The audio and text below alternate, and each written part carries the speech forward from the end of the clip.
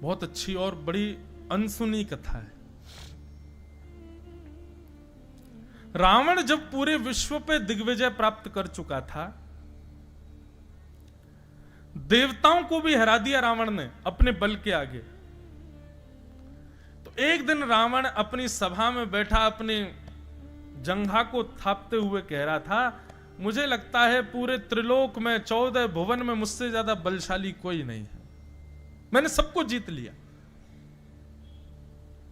तब उनके सभा में एक व्यक्ति बुजुर्ग सा आया और आकर के कहा, महाराज आप निश्चित ही बलशाली हैं, पर हम आपसे प्रार्थना करना चाहेंगे कभी अवध नरेश महाराज रघु के यहां मत जाइएगा। भगवान श्री राम जिस वंश में प्रकट हुए, रघुवंश, वो रघु महाराज।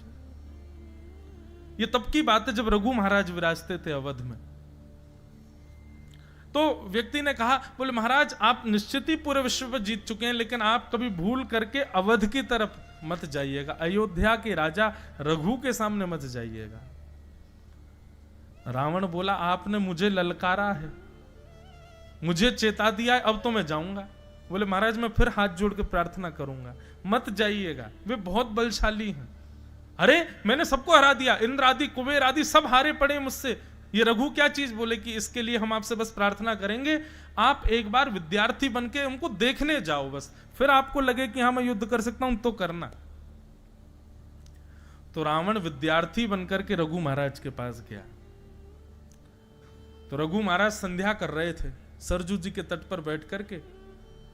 संध्या में निधान होता है बंधुओं, हाथ में जल लेकर के ऐसे अघमर्षण का जल हाथ उठा करके पीछे की ओर डाला जाता है। कहते हैं कि वो जल यदि वृक्ष पर भी गिर जाए तो पूरा वृक्ष सूख जाएगा,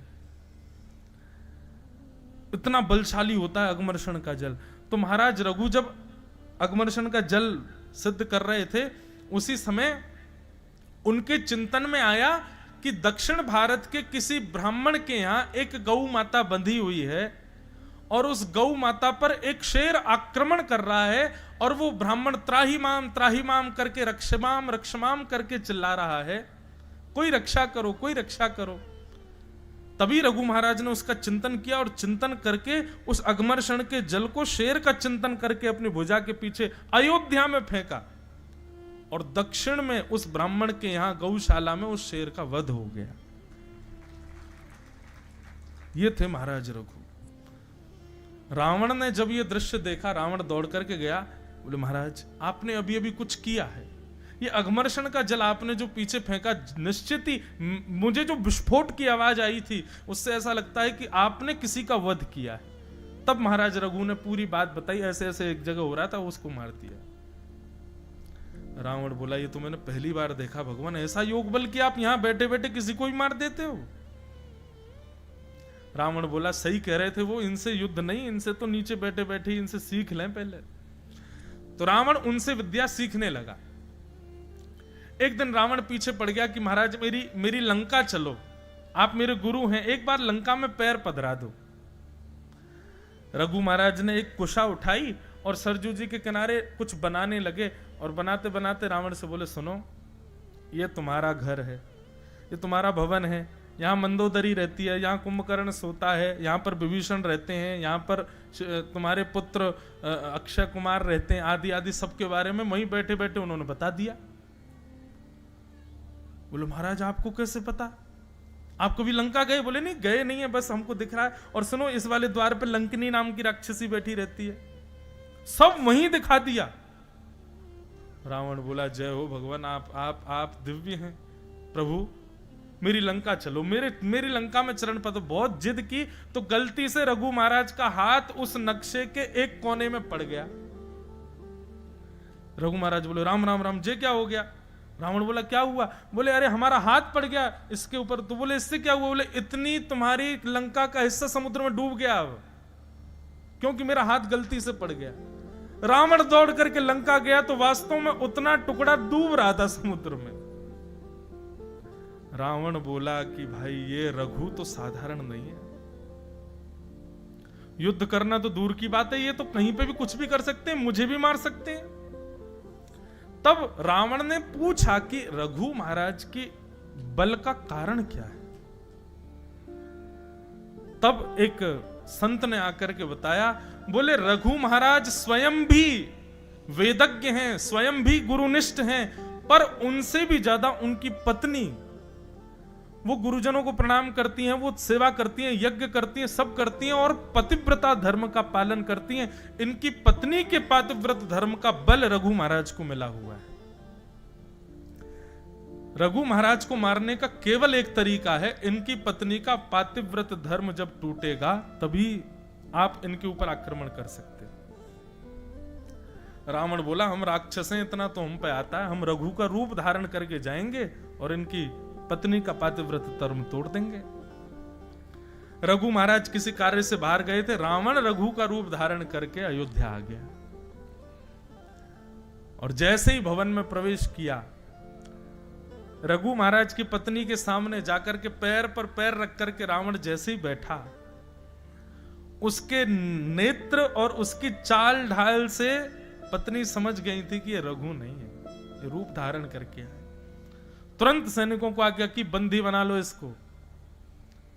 रावण कहने लगा, अरे मैं रघु महाराज हूं, मुझे बंदी क्यों बना रही है? बोले रघु होते तो रघु महाराज जब भी अपने भवन में आते हैं, अयोध्या की माटी को प्रणाम करके आते हैं, माथे पर रज लगी होती और तुम्हारे चलने बोलने ढलने, इससे सब पता चल रहा है कि तुम रघु नहीं हो। बंदी बना लिया। अब रघु महाराज जब लौट करके आए, जब उनको पता चला कि उनके शिष्य रावण ने ऐसा किया, तुरंत रावण को सामने बांध दिया। बोले लाओ मेरे बाण और तरकश, इसका वध करता हूं मैं। जैसे ही उन्होंने बाण लेकर के रावण का वध करना चाहा, तभी ब्रह्मा जी प्रकट हो गए। बोले भगवान, आप ठाकुर जी की लीला को क्यों खत्म कर रहे हो? भगवान, आपकी भक्ति और आपकी गृहिणी की भक्ति से ठाकुर जी इतने प्रसन्न हैं कि उन्होंने वचन दिया है कि त्रेता में मेरा जो अवतार होगा, मैं रघु महाराज के वंश में ही आऊंगा। और रघु महाराज जी से कह दीजिए कि रावण को ना मारें। जिस बाण को इन्होंने धनुष पर ताना है, इस बाण को ब्रह्मा जी रख लें अपने पास। जब रावण का वध होगा तब इसी बाण से मैं रावण को मारूंगा। फिर आगे लंबी कथा है। राम जी जब रावण को मारने के लिए गए, खूब बाण मारे, नहीं मरा। तब विभीषण जी ने बताया, बोले महाराज ऐसे ऐसे बात है, रघु महाराज जिसको मारने वाले थे वो बाण ब्रह्मा जी को रघु महाराज ने दे दिया था। फिर रावण ने तपस्या की और तपस्या करके ब्रह्मा जी को प्रकट किया। ब्रह्मा जी प्रसन्न होकर के बोले, वर मांगो, क्या चाहिए? बोले रघु महाराज ने जो बाण आपको दिया है वो मुझको दे दो, उसमें मेरे प्राण हैं। ब्रह्मा जी बोले, यार ये तो तुमने फंसा दिया हमको। और ब्रह्मा जी को ना चाहते हुए वो बाण रावण को देना पड़ा। रावण ने वो बाण अपनी किसी प्रिय स्थान पर छिपा रखा, ये किसी को नहीं पता कि वो कहां है। राम जी ने तुरंत हनुमान जी को बुलाया, बोले बाण ढूंढ के लाओ, पूरी लंका में ही कहीं है। हनुमान जी बोले, भगवान मुझे ऐसा लगता है कि कितना भी बड़ा क्रूर व्यक्ति क्यों ना हो, अपनी मूल से मूल्यवान वस्तु अपनी पत्नी को देता है। मुझे ऐसा लगता है मंदोदरी के पास बाण होगा। राम जी बोले, युक्ति लगाओ, लेके आओ। सोई महाराज हनुमान जी नन्हे से बौने ब्राह्मण बने और त्रिपुंड आदि लगा करके, और महाराज हाथ में वेद लेकर के सीधे मंदोदरी के पास पहुंचे। मंदोदरी के पास पहुंच करके ब्राह्मण देवता आशीर्वाद देने लगे, सौभाग्यवती भव, सौभाग्यवती भव। मंदोदरी कहने लगी, काय बात का सौभाग्य? मेरे पति को इतने बाण मारे जा रहे हैं और आप कह रहे हैं सौभाग्यवती भव। अब मैं विधवा होने वाली हूं और आप कह रहे सौभाग्यवती भव। हनुमान जी बोले, अरे देवी तुम भूल गई क्या? रावण के प्राण तो एक बाण में रहते हैं और वो बाण तो रावण ने कहीं छुपा रखा है। जब तक वो नहीं मिलेगा राम जी को, तब तक कैसे मरेगा रावण? तुम क्यों डरती हो? मंदोदरी को याद आया। मंदोदरी हंस करके बोले, अरे हाँ हाँ हाँ भगवान, अरे मैं तो भूल ही गई थी। वो बाण तो मेरे ही कक्ष के जो है खंबे में ही तो रखा है, मैं रोज उसकी पूजा करती हूं। और मंदोदरी जाकर के उस खंबे से लिपट गई। इतने में ही हनुमान जी ने अपना रूप धारण किया, एक मुष्टिक प्रहार की खंबा तोड़ के बाण निकाल के ले गए, जाके राम जी को दे दिया, लो मार दो भगवान। राम जी ने चढ़ा करके उसका वध कर दिया। ये दक्षिण की एक रामायण है, उसमें ये कथा वर्णित है।